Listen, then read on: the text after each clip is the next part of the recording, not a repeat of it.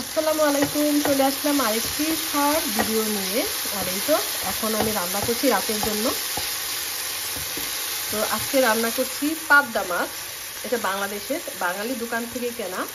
যদিও আমরা ফ্রেশ পাই না, এটা ডিপ করা থাকে। তারপর বাসায় এনে একটু নরমাল করে কেটে ধুয়ে নিয়েছি।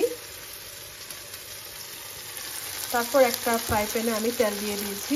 আর এখানে একটা বড় পেঁয়াজ, 4-5 টুকরা রসুন কুচি আর একটা বড় টমেটো নিয়েছি। এগুলো একটু নরম করে নিলাম ভেজে। এখন আমি মশলা দিয়ে দেবো। আর এই পাবদা মাছে বেশি মশলা লাগে না। দেখেন আমি একদম অল্প একটু হলুদের গুঁড়া দিচ্ছি।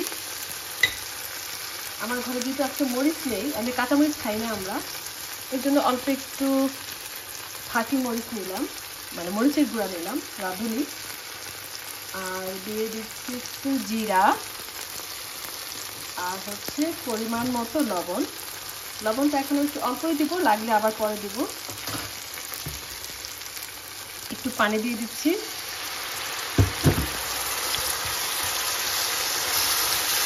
পাবদা মাছ অনেকে ভেজে রান্না করে, আবার কেউ কেউ কাঁচাটাই রান্না করে। তো আমি আজকে ভেজে রান্না করবো না।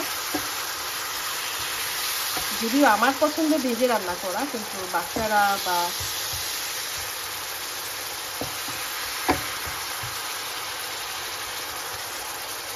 আমার বাচ্চারা আসলে ওরা মানে মাছটা ভেজে রান্না করাটা সেটা ওরা পছন্দ করে না।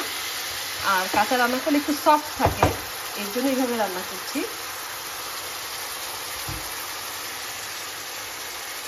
দেখতেই পাচ্ছেন আমি কিন্তু বেশি মশলা দিইনি। এখন আমি এই মাছগুলো দিয়ে দিচ্ছি। যারা মাছ খেতে পছন্দ করেন কিন্তু মাছ মানে কাটা বাছার জন্য আলসেমি করে রান্না করেন না, তারা এইভাবে রান্না করে খেতে পারেন।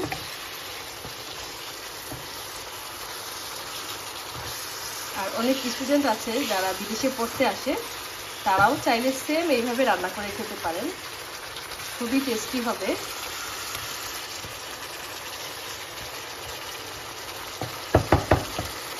এখন আমি পানি দিয়ে দিচ্ছি।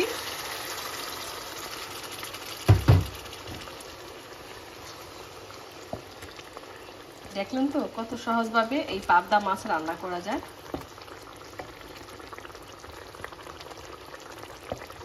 পাবদা মাছগুলো কিন্তু বেশি মানে ছোট না, আবার একদম বড় না, মাঝারি সাইজের পাবদা। আর মাছটা দেখে মনে হচ্ছে খুবই ফ্রেশ। অনেক সময় থাকে পাবদা মাছ অনেক পুরনো, গন্ধ লাগে, কিন্তু এই মাছটা যখন আমি কাটলাম বা ধুলাম, আমার কাছে মনে হলো ফ্রেশ। আর এটা হয়ে গেলে আমি একটু ধনেপাতা দিয়ে দিব। আর এই দিকে আমি সবজি কেটে চড়িয়ে দিয়েছি, একটু ভাজি করে নিচ্ছি। আর এই তো ভাত হয়ে গেছে। এই হচ্ছে আজকে রাতের মেনু। তো কেমন হয়েছে আমার আজকের ভিডিওটি অবশ্যই কমেন্ট করবেন, যে যেখান থেকে দেখছেন। আর যারা সুন্দর সুন্দর কমেন্ট করে আমাকে অনেক উৎসাহ দিচ্ছেন, এদের সবাইকে আবারও শুভেচ্ছা জানিয়ে আজকের এই ভিডিওটা শেষ করছি। তো আজকে এই পর্যন্তই। সবাই ভালো থাকুন, সুস্থ থাকুন। আল্লাহ হাফেজ।